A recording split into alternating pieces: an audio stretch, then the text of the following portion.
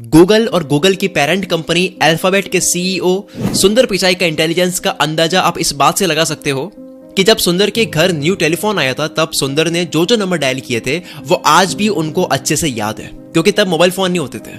और जब उनकी फैमिली में से किसी को किसी का नंबर चाहिए होता था तब वो सुंदर पिचाई से पूछते थे। नाम कब होता है? नाम तब होता है जब नॉर्मल या मिडिल क्लास इंसान एक्सपेक्टेशन से ज्यादा कर दिखाता है। वैसे ही दुनिया में बहुत कम लोग हैं जो इतने ऊंचे मुकाम पर पहुंचते हैं और वहां पहुंचकर अपनी लाइफ को इतनी आसान तरीके से जीते हैं। चेन्नई की एक मिडिल क्लास फैमिली में जन्म लेने के बाद दुनिया की सबसे बड़ी कंपनीज में से एक अल्फाबेट के सीईओ बनने तक सुंदर पिचाई का सफर आपको सोचने पर मजबूर कर देगा। सुंदर पिचाई दुनिया के टॉप पेड सीईओ में से एक है। टाइम्स नाउ के अकॉर्डिंग 2019 में पिचाई की एनुअल सैलरी $221 मिलियन थी, यानी कि 2145 करोड़ रुपए। अक्टूबर 2015 में सुंदर पिचाई को गूगल की पेरेंट कंपनी अल्फाबेट का भी सीईओ बना दिया और वो गूगल के भी सीईओ है। सुंदर पिचाई का सफर इतना आसान नहीं था। वो मिडिल क्लास से उठकर बने हैं और आप सभी लोगों को पता होगा, जितने भी लोग मिडिल क्लास हैं उनको पता होगा कि कितनी दिक्कतें होती है जब बड़ा बनना होता है। जब एक कीचड़ में कमल का फूल उगता है उसको कितनी दिक्कत होती है, तो इनको भी बहुत दिक्कतें हुई है।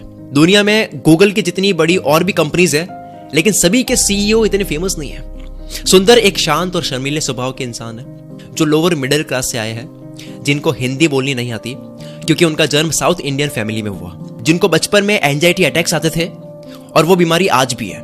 इनको पहली बार पढ़ाई के लिए अमेरिका भेजने के लिए उनके फादर को 1 साल की सैलरी खर्च करनी पड़ी थी। वैसे तो ये वीडियो शॉर्ट में, अगर आप इनके बारे में डिटेल में जानोगे तो आपको लगेगा कि इन्होंने बहुत प्रॉब्लम्स फेस करी है और इतनी प्रॉब्लम्स के बाद में वो आज जिस मुकाम पर है उसको देख करके लगता है कि वो इस फेम के लायक है, इस लेवल के लायक है।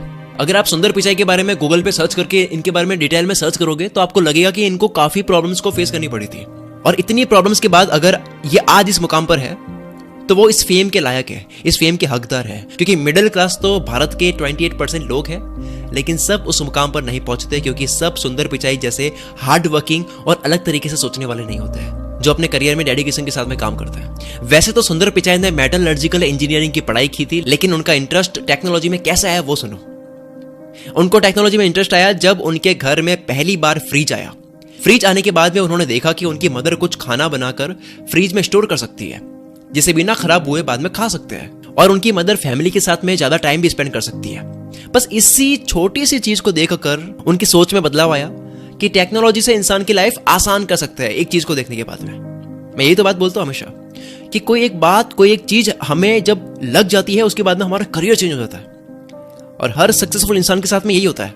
वो कोई एक इंसिडेंट देख लेता है, कोई एक बात पढ़ लेता है, कोई कहानी पढ़ लेता है, कुछ भी बुक पढ़ लेता है तो उससे उसकी पूरी लाइफ चेंज हो जाती है क्योंकि हमें पता नहीं चलता है कि कौन सी चीज, कौन सा एग्जाम्पल, कौन सा इंसिडेंट हमें चेंज कर देगा। तो इसी तरह से उन्होंने केवल एक चीज देखी है, फ्रिज में खाना रखने से लाइफ आसान हो रही है। इसी आसान करने की वजह से उनके अंदर आया कि मुझे भी ऐसे लाइफ आसान करनी है, टेक्नोलॉजी के अंदर जाना है। 2004 में सुंदर पिचाई ने गूगल में as a product manager join किया था।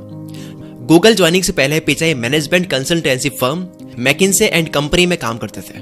2006 में गूगल कैसे काम करता था? 2006 में google.com लिखना पड़ता था सर्च करने से पहले google.com पर जाना पड़ता था। अभी भी जा सकते हैं वैसे, बट अभी डिफॉल्ट सर्च इंजन बन चुका है।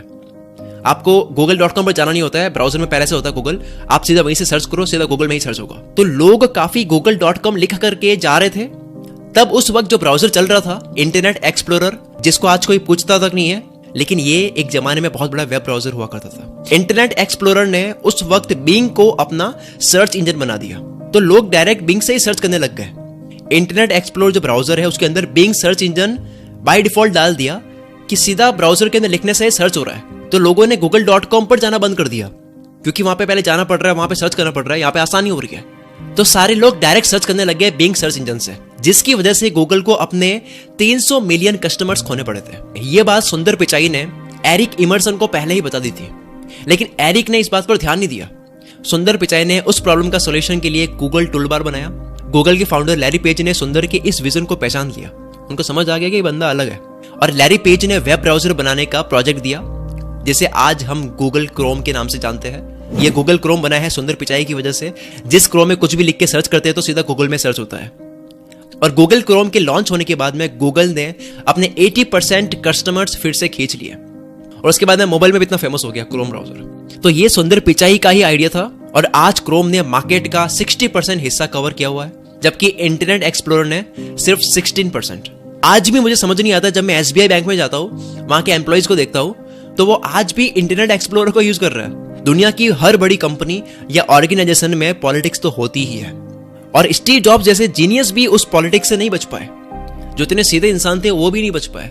लेकिन सुंदर पिचाई की कामनेस, वो जितने शांत थे, वो जितने शर्मीले थे, वो जितने कम बोलने वाले व्यक्ति थे, उसकी वजह से आज तक गूगल पे उनका कोई दुश्मन नहीं बना, उनके खिलाफ पॉलिटिक्स कोई खेल नहीं सका, क्योंकि वे किसी भी प्रोजेक्ट पर इस तरह से काम करते हैं कि सामने वाले को कंपटीशन वाली फील नहीं आती है। वो बहुत हम्बल इंसान है। हम जब किसी भी बड़े इंसान के बारे में पढ़ते हैं, जानते हैं, तो हमें भी हिम्मत मिलती है कि हमें भी बड़ा बनना है, हमें इंस्पिरेशन मिलती है। आपको महान लोगों के बारे में इसलिए जानना चाहिए क्योंकि इससे इंस्पिरेशन मिलती है, और इंस्पिरेशन वो ताकत देती है जिसकी कोई हद नहीं है।